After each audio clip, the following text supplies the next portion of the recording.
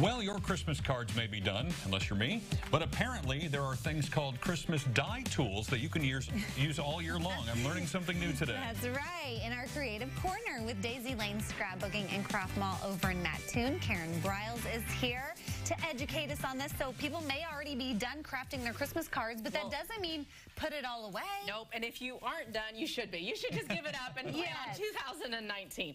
So, but if you've already invested in some of those dies, which we'll talk about because I know Tim needs a lesson. Yeah, I don't know what these are at all. I brought the die cut machine before, and I wanted to make sure he got a chance to see it.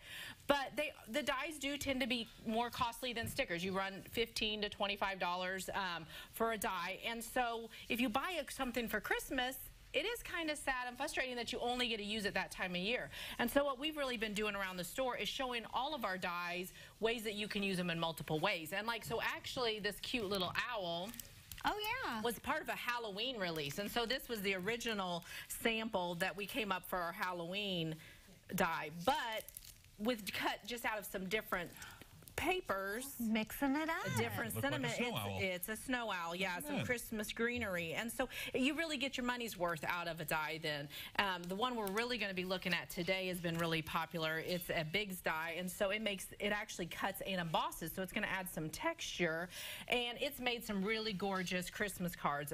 We've had a lot of customers use it for ornaments, for cards, for scrapbook pages, but there again, it's kind of sad to have to put away such a great die for an entire year. And so what we've come up with is a series like this says congrats, and it has a deer, and it's actually a deer out of a Christmas collection, and this is actually some Christmas greenery, but now it could be a masculine birthday card, it could be a congrats on your first deer for the hunters.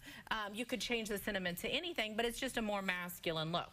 So let's take a look at how the machine works, because I know Tim. Yeah, I don't know anything about this. So what we've done is, this is our die, Tim. It's got actual razors on the inside, so that's going to cut through paper. The Biggs dies will actually cut anything you can cut with a pair of scissors. You can open up soda pop cans, you can cut fabric, chipboard, and then we just make sandwiches. You know how to make sandwiches? Oh yeah, I'm good at sandwiches. So here's your breads, your two cutting plates, and then your paper goes on top. Okay. And so you just make a sandwich, and then you're going to roll that through the machine, and no scissors needed. So yep, just roll.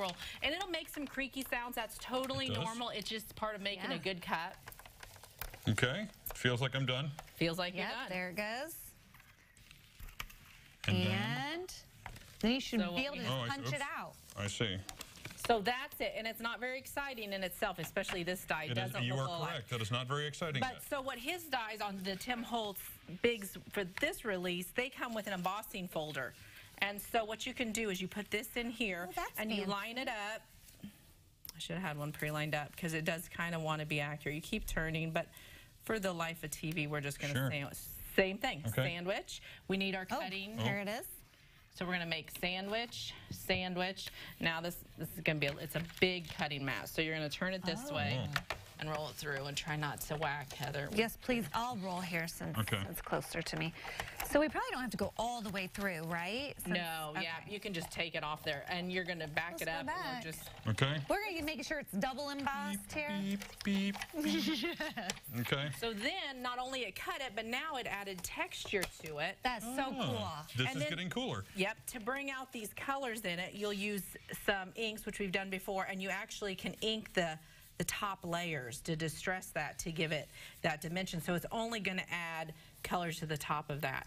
Yeah. Okay. I know we're going to run out of time here, but I want to make sure we talk about those pine cones. Oh, I know. So this is a pine cone die. It actually makes three-dimensional pine cones, and here Lori at the store made it into rosettes. That's amazing. So cool. It's not a pine cone anymore. So there's a lot of different tutorials that you can do with these dies. Like newspaper, or what is that? What kind of paper did you use? It's scrapbooking. Yeah, it's scrapbooking paper. Same thing. It's distressed a little bit with an ink and shaped into rosettes instead of pine cones. We were just looking right there. You've got some big sales coming up. We do. We're inventory reduction. You buy it, we don't have to count it. That's the name of it. You buy it, we don't have to count it. So you can come in and get all of these at a great discount. And then you can also learn probably how to use them. That's right. We have a lot of classes, especially in the new year coming up, with specific dies, how to do this, to take one die and turn it into 5 different looks. Well, if I can do it, anybody can do it. And we will connect you with all this information at CILiving.tv.